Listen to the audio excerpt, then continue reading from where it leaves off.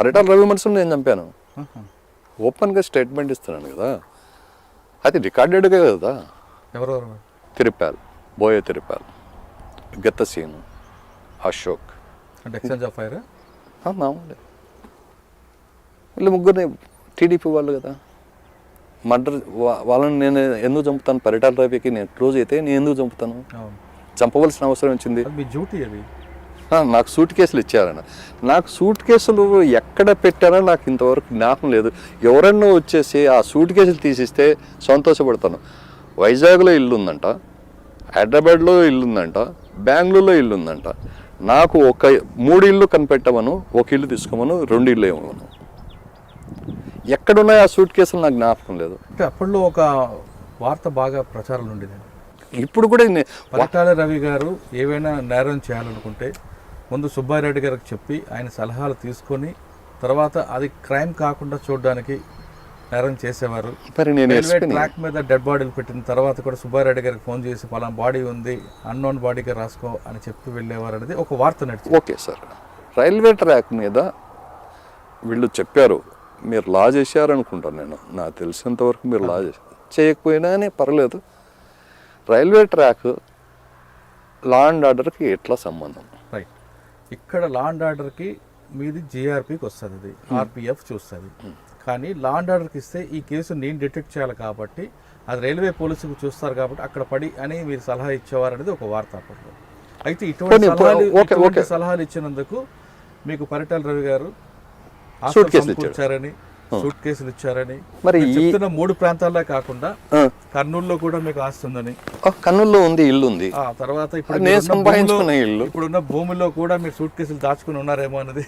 నేను ప్రొక్లైనర్లు కానీ జేసీబీలు కానీ ఎన్ని పెడతారో అన్ని పెట్టని, వాటన్నిటికీ తల తాకట్టు పెడతానో లేకుంటే ఏమో దానికి నేను డబ్బులు ఇస్తాను.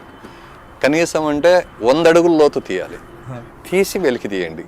నాకు దాంట్లో 0.5% ఇస్తే చాలు. ఎంత సూట్ కేసులు ఒకవేళ 50 కోట్లు ఇచ్చింటే గిన నాకు 1 లక్ష రూపాయలు ఇవ్వను. అంత భూమిలో సూట్ కేసులు ఉన్నాయి కాబట్టి సుబ్బారెడ్డి గారు ఎప్పుడు భూమి ధర కాపలాగా ఉంటాడు. ఆయన ప్రాణం కంటే సూట్ కేసులు ముఖ్యమా? నా ప్రాణం కంటే సూట్ కేసులు ముఖ్యమా సార్ అన్నది ఒక ఆరోపణ. నా సూట్ కేసులో అంత ఉంటే నా ఆస్తి ఇక్కడ ఎందుకు ఉంటాను? మెట్రోపాలిటన్ సిటీలో ఉంటాను. నేను ఐడెంటిఫై వాళ్ళందరూ కూడా ఎంజాయ్ చేయాలని రూల్ లేదు కదా. కొంతమంది గుప్త నిధులకు దేనికి సార్ ఆ డబ్బు? దేనికోసం అది? గుప్త నిధులను పెట్టి నాకు ఉపయోగపడకపోయా, నా పిల్లలకు ఉపయోగపడక డబ్బు నాకేమో అవసరం ఉంది? ఏమో అవసరం ఉంది? ఆ గుప్త నిధులు ఎక్కడున్నాయో ఆ మహానుభావులు చెప్పిన వాళ్ళు ఎవరో చెప్పలేదు. పోలీస్ డిపార్ట్మెంట్లో ఉన్నటువంటి వాళ్ళు, కానిస్టేబుల్స్, నా కింద పనిచేసిన వాళ్ళు, చేయని వాళ్ళు, వాళ్ళకు చేతులెత్తి దండం పెడతాను. వాళ్ళు ముఖ్యమైన వాళ్ళు. నేను ఈ స్టేజ్కి రావడానికి కారణం నా కానిస్టేబుల్సే. నా బ్యాచ్మేట్స్, నా జూనియర్స్, నా సీనియర్స్ ప్రొఫెషనల్ జర్నలిస్ట్తో ఈ విధంగా మాట్లాడినారని చెప్పడం కూడా అసహ్యంగా ఉంది. సరే, ఆ విషయం పక్కన పెడతాం. వద్దు సార్, అది కంటిన్యూ కానీ. అదే విషయంలో రవి గారి విషయం తీసుకుందాం. అంటే మీరు చెప్తున్నట్లుగా మీ వెర్షన్లో ఒకవేళ రవి గారు అనుచరులు కూడా మరి వెనక ఎక్స్చేంజ్ ఆఫ్ ఫైర్ అని అంటే అది న్యాచురల్గా కనిపిస్తుంది. మీరు బయాస్గా ఉన్నారు తప్ప రూల్ ఆఫ్ లా ఇంప్లిమెంట్ చేసుకొచ్చారు. బయాస్డ్గా ఎక్కడ ఉన్నాం సార్? లేదు, అందే అంటున్నాను. లేదు కాబట్టి మీరు వచ్చారు. ఒకవేళ మీరు బయాస్గా ఉంటే రవి అనుచరులు ఎందుకు చంపుతాను కాదు కదా? ఎందుకు చంపుతాను? నేను 1 సైడెడ్గా ఉన్నప్పుడు, రవికి క్లోజ్గా ఉన్నప్పుడు, రవి నాకు డబ్బులు ఇచ్చినప్పుడు పోస్టింగ్స్ ఇప్పించలేకపోయాడు, ఇవ్వలేదు. రూలింగ్ గవర్నమెంట్ టీడీపీ, నాకేం మేలు జరగలేదు. పోనీ డబ్బులు ఇచ్చినాడు అనుకో, వాళ్ళని ఎందుకు నేను చంపుతాను? ఏ విధంగా నేను పరిటాల రవికి క్లోజ్ అయ్యాను, పరిటాల వాళ్ళకు క్లోజు? నేను డబ్బులు ఇవ్వలేదు వాళ్ళు, అదే డబ్బులు పక్కన పెడదాం, తర్వాత మాట్లాడదాం. నాకు పోస్టింగ్ ఇప్పించలేకపోయారు టీడీపీ గవర్నమెంట్. ఇవ్వాలని రూల్ ఏమైనా ఉందా? లేదు కదా. నాకు ఇవ్వాల్సిందే డిపార్ట్మెంటు. సో డిపార్ట్మెంటులో పోస్టింగ్స్ ఎక్కిన కానిస్టేబుల్ నుంచి డీజీ వరకు ఏ విధంగా వస్తున్న విషయం మీకు తెలుసు, నాకు తెలుసు. నేను కామెంట్ చేయడం నాకు ఇష్టం లేదు. పోనీ అదే కోవలోకి నేను వెళ్దామనుకుంటే నాకేమన్నా టీడీపీ గవర్నమెంట్ పోస్టింగ్ ఇచ్చిందా? ఇవ్వలేదు. పోనీ 3 సంవత్సరాలు ఏమన్నా ఒక చోట పెట్టిందా? సంవత్సరం కూడా లేదు కదా. లేదు. ఏ విధంగా నేను టీడీపీకి ఫేవర్గా చేశాను, పరిటాల రవికి ఫేవర్గా చేశాను. నెక్స్ట్ మర్డర్, నా ప్లాన్ ప్రకారం మర్డర్ చేసింటే సూట్ కేసులు నాకు ఇచ్చింటే ఎక్కడున్నాయి సూట్ కేసులు ఇవ్వండి అని అడుగుతున్నాను. ఒకవేళ సూట్ కేసులు ఉంటే ఎత్తుకపోయి నేను ఢిల్లీలో లేకుంటే బెంగళూరులోనే ఇల్లు తీసుకొని అక్కడే ఉండేవాడిని, ఇంటర్వ్యూ కూడా ఇవ్వను కదా. అనుకుంటారు నోరు మూసుకొని ఉంటారని నేను కూడా పట్టించుకోను, అందరిలాగా ఉండేవాడిని. మరి ఎక్కడ ఉన్నాయా ఇండ్లు, ఎక్కడున్నాయా డబ్బులు? నాకు ఏదైనా ఇస్తే నేను ఇప్పుడన్నా నా భార్య పిల్లలను సుఖంగా చూసుకుంటాను. ఈ రోజున నేను ఆనందంగా ఉండటానికి కారణం నా భార్య, నా పిల్లలు. ఈ రోజున నాకు నగ ఇవ్వు, చీరలు తీసుకురామని ఆ మహాతల్లి నన్ను అడగలేదు. నా పిల్లలు కూడా ఇది కావాలని అడగలేదు.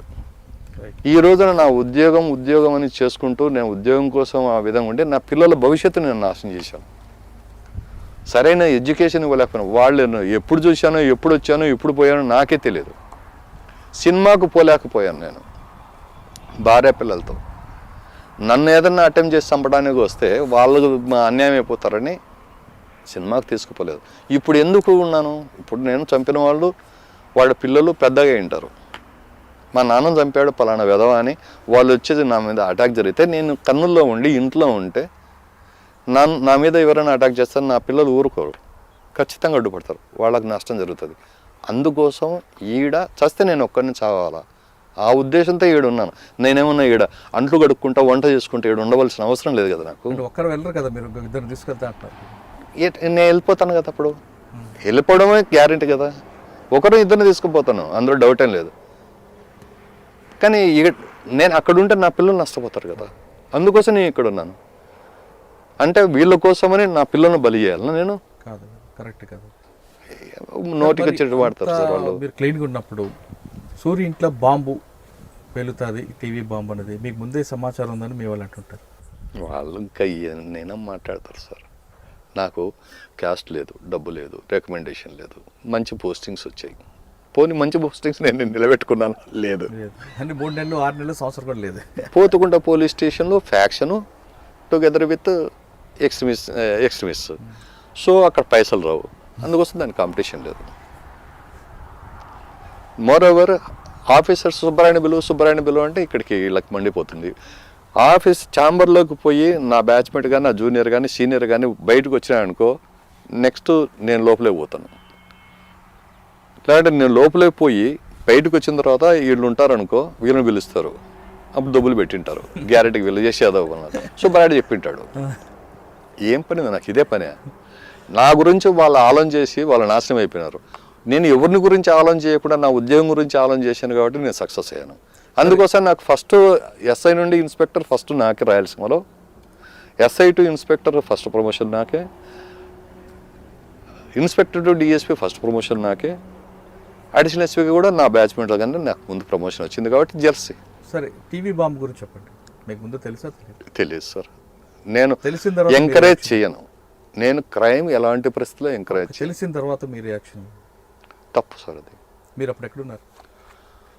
టీవీ బాంబు ఏ ఇయర్ సార్? 2001 అనుకుంటా. 2001 అంటే కన్నా డెఫినెట్ 2001 కాదే, ఇంకా ముందే ఉంటుంది ఇది. ఓకే, అప్పుడు మీకు తెలియదు అసలు? 2001 అయితే ఒకవేళ మీరు 2001 అన్నమాట ఉంటే కన్నా నేను హిందూపూర్లో ఉంటాను. కానీ ఆ సంగతి తెలిసినప్పుడు మీ రియాక్షన్ ఏంటి?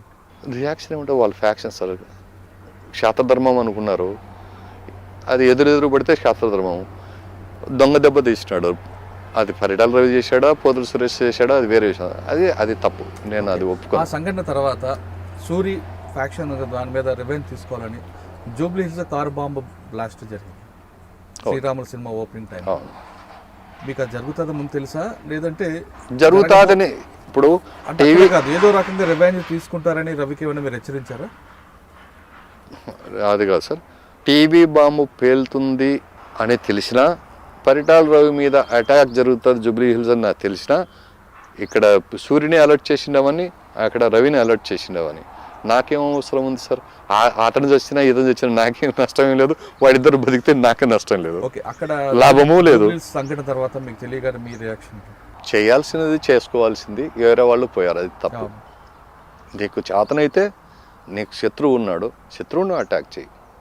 శత్రువు అది క్షాత్రధర్మం అనిపించుకుంటుంది. అంతేగాని అమాయకులు చాలామంది ఉంటారన్న సంగతి తెలిసి కూడా వాళ్ళని చంపడం, చస్తారని తెలుసు కదా, ఇప్పుడు టీవీ బాంబు అది కారు బాంబు ఒక్కడే రావడం లేదు, కార్లో వేరే వాళ్ళు ఉంటారు. సరే ఆ కార్లో ఉన్న వాళ్ళు పోయినా దానికి అర్థం ఉంటుంది, కానీ అంతమంది జనాల మధ్యన బ్లాస్ట్ చేస్తే ఎంతమంది చనిపోతారన్న అసెస్మెంట్ లేకుండా చేసినారంటే అది మూర్ఖత్వమే, అది తప్పు. సార్ రవికి మీకు ఎలాంటి సంబంధం లేదు, నా ప్రొఫెషన్ నా ఉద్యోగం నేను చేశాను మీరు అంటున్నారు. ఒక్క నిమిషం సార్, పరిటాల రవితో పాటు దివాకర్ రెడ్డి గారు తెలుసు, పెద్దారెడ్డి గారు తెలుసు, పెద్దారెడ్డి వాళ్ళ బ్రదర్ సూర్యప్రతాప్ రెడ్డి తెలుసు, వెంకటరామిరెడ్డి గారు తెలుసు, ఇంకా వేరే వాళ్ళు ఉన్నారు కదా, శ్రీనివాసులు గారు తెలుసు, ఎమ్మెల్యేలు అందరూ తెలుసు, ప్రభాకర్ చౌదరి గారు తెలుసు, మధ్యచెరు సూర్యనారాయణ తెలుసు, తర్వాత నిమ్మల కృష్ణప్ప తెలుసు. నా పేరు తెలియదేమో వాళ్ళు చెప్పమను, అందరూ తెలుసు. ఇట్లా లైక్ దట్ పరిటాల రవి కూడా తెలుసు. రైట్. కానీ పరిటాల రవికి వ్యతిరేకంగా రెడ్ స్టార్ అనే ఒక సంస్థ ఏర్పాటు చేస్తే ఆ రెడ్ స్టార్ సంబంధించిన వ్యక్తులందరినీ కూడా మీకు కరెక్ట్ ఇన్ఫర్మేషన్ కాదు సార్. అది రెడ్ స్టార్ అనేది ఫ్యాక్షన్ రైజ్ అయింది ఎక్కడ, కొండపల్లి సీతారామయ్య గణపతి వర్గాల రెండింటి మధ్యన జరిగినటువంటి స్ప్లిట్లో బండయ్య మాస్టరు కొండపల్లి సీతారామయ్య గారు సపరేట్ అయిపోయారు. అవును. గణపతి వర్గం అది సపరేట్ అయిపోయింది. గణపతి వర్గాన్ని సత్యం ఆర్గనైజ్ చేస్తున్నాడు, కొండపల్లి సీతారామయ్య బండయ్య మాస్టర్ ఇక్కడ ఉన్నారు, పెట్టి ముత్యాలప్ప కూడా బండయ్య మాస్టర్ దాంట్లోకి వెళ్ళాడు. Right sir. కొండపల్లి సీతారామయ్య గ్రూపులోనే పోతు సురేష్ కూడా ఉన్నాడు.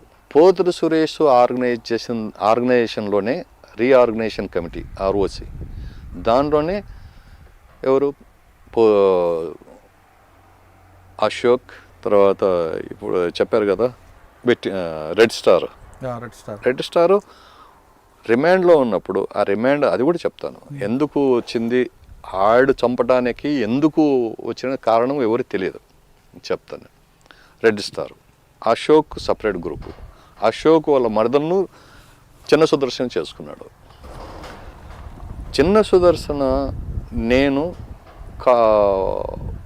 ఓబులెడ్డి మర్డర్ కేసులో అరెస్ట్ చేశాను, సిఐడిలో ఉన్నది Obulreddy murder case, break through కాల నాకు దొరికాడు చిన్న సుదర్శన. దొరికిన తర్వాత ఇంటరాగేట్ చేస్తే ఒప్పుకున్నాడు. ఎవరెవరు ఎక్కడెక్కడ ప్లాన్ చేస్తారు పెద్ద స్టోరీ సార్, చిన్నగా అయిపోతుంది. చెప్పండి. వాళ్ళందరూ వచ్చారు హైదరాబాద్లో. టీవీ బాంబు పెట్టడం తప్పు అంటున్నారు, under the same time car bomb పెంచడం కూడా తప్పే అంటున్నారు. ఎందుకంటే నాకు మీరు సరిపోరు, మీకు నేను సరిపోను. మీరు నన్ను చంపినా నేను మిమ్మల్ని చంపినా అది క్షాతధర్మం. అమాయకులను చంపడం కరెక్ట్ కాదు, అది కరెక్ట్ కాదు.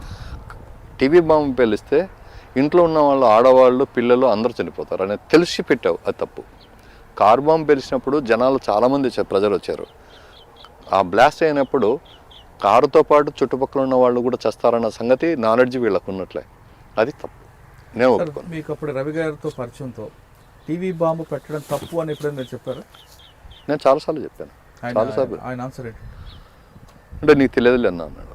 వాళ్ళు భరించడానికి మనం ఏం చేస్తాం అంటే ఆయనలో మార్పు తేడానికి మీరు ఎప్పుడు ప్రయత్నం చేశారు? నేను చెప్పాను నీకు సరిపోయిన వాళ్ళు ఎవరు, అది ఫ్యాక్షను, వాళ్ళని నువ్వు చంపకపోతే వాళ్ళు నిన్ను చంపుతారు అనేది ఒకటి శత్రుత్వం ఉంది. కాబట్టి మీరు తెలుసుకునే దానికి అర్థం ఉంటుంది. కానీ ఒక క్యాస్ట్ టోటల్ క్యాస్ట్ కమ్మ వాళ్లకు అగెనిస్ట్ అనుకోవడం, ఇది కొండగుట్టల్లో చేసే చేష్టలు ఇవి మాటలు మానుకొని కూడా అన్నాను. నేనన్నాను, గురుప్రసాద్ అడ్వకేట్ కూడా ఇదే మాట అన్నాడు. అప్పుడు ఏమన్నారండి ఆయన?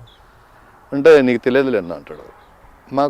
మాకేం అవసరం ఉంది, ఇప్పుడు ఫ్యాక్షన్ పెరగకుండా ఉండాలనే ఉద్దేశంతో, క్రైమ్ పెరగకుండా ఉండాలనే ఉద్దేశంతో చనువుతో మనం చెప్పాం. ఇప్పుడు వర్ధాపురం సూరి ఉన్నాడు, ఏదన్నా జరిగితే ఇది పద్ధతి కాదు, మానుకో, పీస్ఫుల్గా లైఫ్ లీడ్ చేయమని చెప్తాం అంతవరకే. కానీ నువ్వు చేయమని ఎట్లా ఎంకరేజ్ చేస్తాం?